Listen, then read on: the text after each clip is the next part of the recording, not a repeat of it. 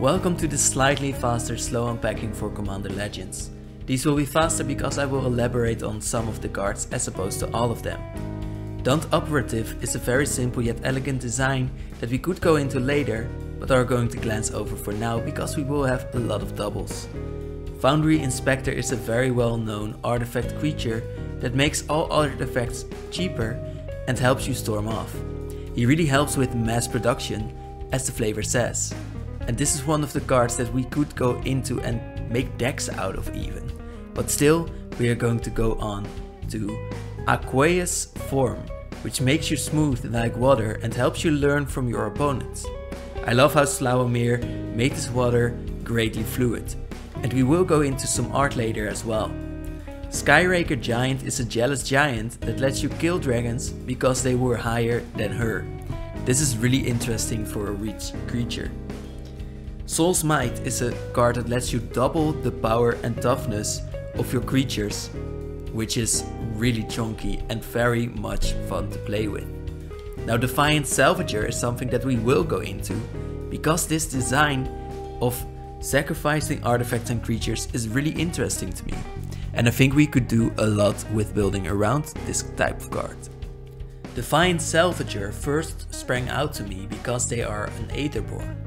A creature that only lives on Kaladesh and a creature that lives to have fun. They are a type of vampire, but one that lives shortly if they do not feed themselves with Aether. They can get this Aether out of other creatures or artifacts, and this card's mechanics reflect that. Salvager can sacrifice an artifact or creature to make themselves stronger. There is a cool incongruity in the flavor and the art. The flavor says, "I didn't survive that crash just so I could fall to the likes of you." The likes of you refers to the consulate, probably. Still, we see in the art someone that is not fazed by the crash at all. Vulcan Baga shows us a vampire that stands tall. Even though we cannot see their facial expression, we do feel like this Aetherborn is here on purpose. What I suppose happened is that this Aetherborn crashed the vehicle on purpose just to gain more time and Aether. This also makes me feel that maybe this Aetherborn is not a renegade or a consulate for that matter. He might be in a league of his own, just salvaging what he needs to live his fast life. Now Sparktongue Dragon is a card that comes in, lets you deal damage, does a shock like a lightning strike, which is really cool in the design for a lightning dragon. Ancient Animus shows us Multani fighting Karn, which is a really epic moment and definitely a random instant. Maelstrom Colossus is a Colossus that actually comes in two instances of cards. This one is from Zendikar, and really it is cool that this has so much story behind it. Eyeblight Assassin is a card that lets you kill ugly creatures or mostly small goblins, and it is cool that we see this in art and design. Pirate's Cutlass is definitely meant for pirates as it comes in and attaches itself to a pirate. Brazen Freebooter is a pirate herself and comes in with a treasure, a new addition to Magic the Gathering that I really like, and I like how red really goes into the temporary benefits. Guidesail Skirmisher, another pirate that helps you go in and get your raid triggers and stuff because it gives another creature flying.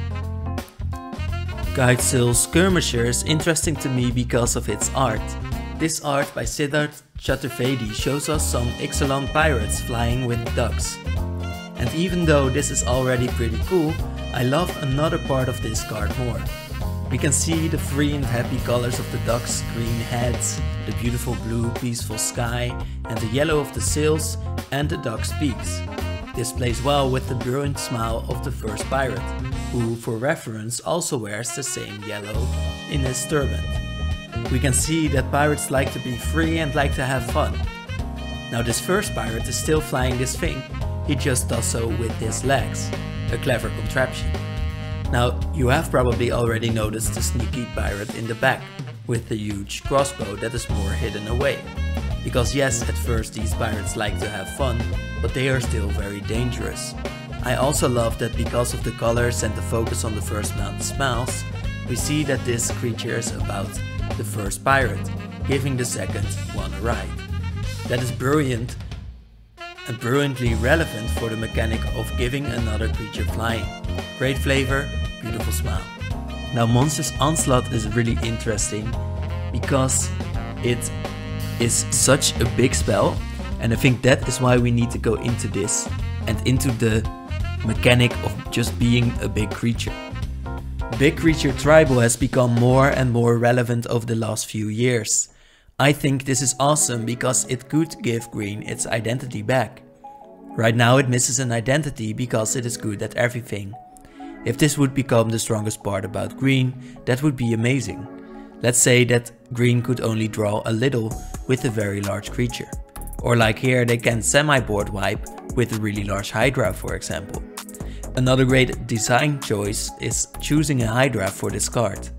It can hit multiple creatures, yes, exactly how the creature in the card deals X damage divided among any number of target creatures. It's also a cool way of thinking about how a large creature could suddenly attack through a large building, which we see in the fact that this Hydra reaches through this building's large windows to snoop up some snacks. Kumbash Witches is a 2-mana creature that lets you deal damage and lets an opponent choose who you do one other damage to. This card features a new type of art for Magic the Gathering that was wildly successful. This is an interesting change in art direction towards the more abstract, which was less popular just a few months ago. It is amazing to me how Seth MacKinnon is so wildly successful with this style. Now let's look at the piece through the flavor. All things are connected, light to dark, age to youth, blood to blood. We see light and dark in these two persons' hair and dresses, the black and white dress for the left lady and the reverse for the right one. We see old and young in the opposite manner in the black and grey hair, and then the most impressive part, blood, which is seen in the mechanics of sharing around pain or 1 damage, and in this art with the 2 sacrificial knives aimed at each other's palms. Horizon Scholar is a Sphinx that lets you scry to, which Sphinxes often do, and this makes for a great 4/4 flyer. Now, Spectator Seeding is just a land, you might say, but this might come in untapped and probably will in a game of Commander, and therefore is a great Boros card. Now here we have our 2 legends that are guaranteed in these packs for the coming 2 months. So we will definitely go into Alena, who is the first partner of this pack. A card from Innistrad, of course, and Helena, which is just a little bit different. We will go into why these 2 are so well together and why their story is cool together as well. Alena and Helena are 2 rangers from Kashyyyk, the dense forested province of Innistrad, home to mostly werewolves. Do you know how most duo characters look at each other? These 2 do not, because for 1 they can communicate without words, for 2 this pair lives in a place where sounds should be reacted to, so that is why they look at the same place. The pair usually hunted werewolves, until they were one day saved by Arlinn Kord, a werewolf herself, who asked the pair to stop their hunting. Alena wanted to refuse, being the stubborn one.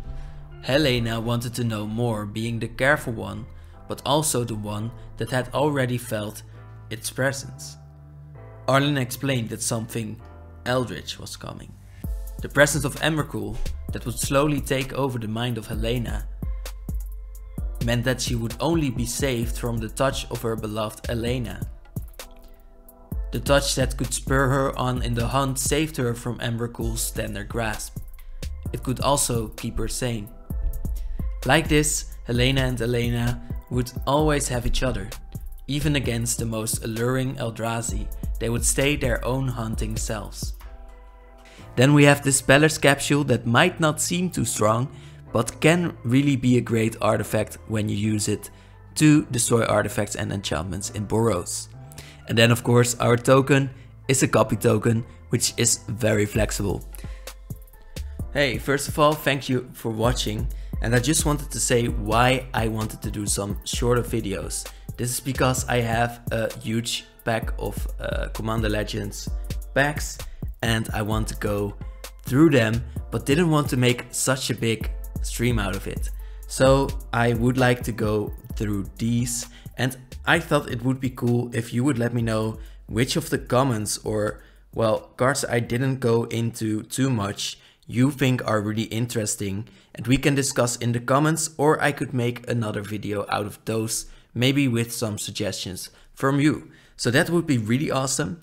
And yeah, I hope to see you a lot these months, and I will be making these, and they are really fun for me anyways. Bye.